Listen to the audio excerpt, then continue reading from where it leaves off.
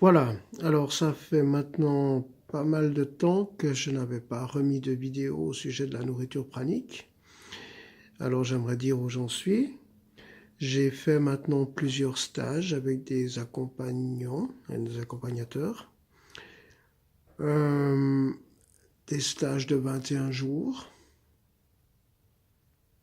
qui m'ont permis de me rendre compte de ce qui se passait en moi pendant 21 jours sans nourriture, des états de fatigue, de la façon que j'ai trouvé pour sortir de ces états de fatigue, et aussi de la difficulté de poursuivre lorsque je me retrouve dans mon environnement.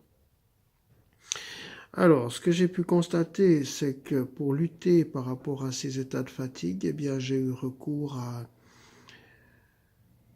ce que l'on appelle des techniques d'hygiéniste.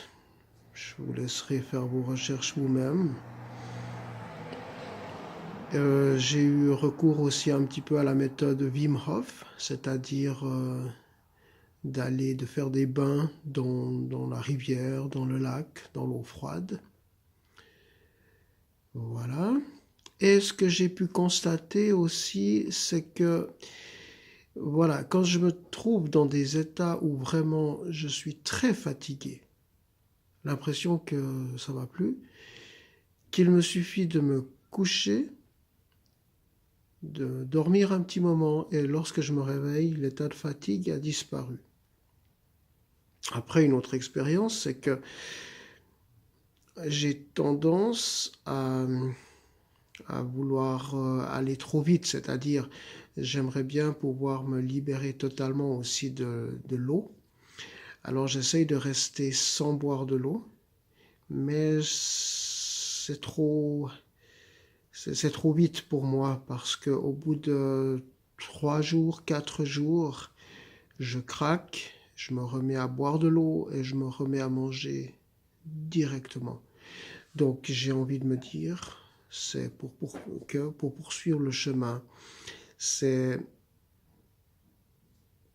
qui va piano va sano, c'est-à-dire voilà, je peux me passer de nourriture, c'est pas un problème. Je sais comment gérer les états de fatigue, mais par contre, avec l'eau, il faut que je continue à consommer de l'eau de temps en temps, peut-être même régulièrement, en tout cas de temps en temps. Ne pas essayer d'être isétien, comme ils disent, c'est-à-dire sans boire non plus.